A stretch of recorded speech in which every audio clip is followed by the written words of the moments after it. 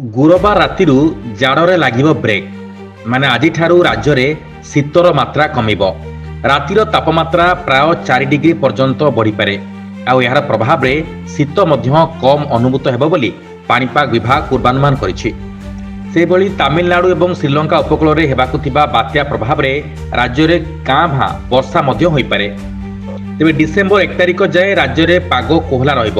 ଆଉ 30 ତାରିଖ ରାତିରେ ଆଭ୍ୟନ୍ତରୀଣ ଜିଲ୍ଲାମାନଙ୍କରେ ରାତିର ତାପମାତ୍ରା 3 ଡିଗ୍ରୀ ପର୍ଯ୍ୟନ୍ତ ବଢ଼ିବ। ଆଉ 1 ତାରିଖରେ ପୁଣି 2 ଡିଗ୍ରୀ ତାପମାତ୍ରା କମିବ। ଆଉ ଡିସେମ୍ବର 5 ତାରିଖ ଯାଏଁ ଏଭଳି ତାପମାତ୍ରା ରହିବ ବୋଲି ପୂର୍ବାନୁମାନ କରିଛି ପାଣିପାଗ ବିଭାଗ। ଆସନ୍ତା 7 ଦିନ ଯାଏଁ କୁହୁଡ଼ି ଦୃଶ୍ୟମାନ ହେବ ନାହିଁ ବୋଲି ମଧ୍ୟ କୁହାଯାଇଛି। ତେବେ ବଙ୍ଗୋପସାଗରରେ ସୃଷ୍ଟି ହୋଇଥିବା ଅବପାତ ଆସନ୍ତା 12 ଘଣ୍ଟାରେ ଏକ ଛୋଟ ବାତ୍ୟାରେ ପରିଣତ ହୋଇପାରେ। ସମୁଦ୍ର ଉପରେ ଥିବା ସମୟରେ ଏହାର ପ୍ରଭାବ ଅଧିକ ରହିବ। 30 ତାରିଖରେ ବାତ୍ୟା ଉପକୂଳ ଛୁଇଁବା ବେଳକୁ ଦୁର୍ବଳ ହୋଇଯିବ। ସ୍ଥଳଭାଗରେ କମ୍ ବର୍ଷା ଏବଂ ପବନ ମଧ୍ୟ ହୋଇପାରେ। ତେବେ ଓଡ଼ିଶା ଉପରେ ବାତ୍ୟାର ପ୍ରଭାବ ପଡ଼ିବାର ସମ୍ଭାବନା ନାହିଁ ବୋଲି ମଧ୍ୟ ଅନୁମାନ କରାଯାଇଛି।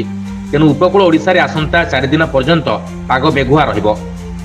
Bureau report, news alert 24x7।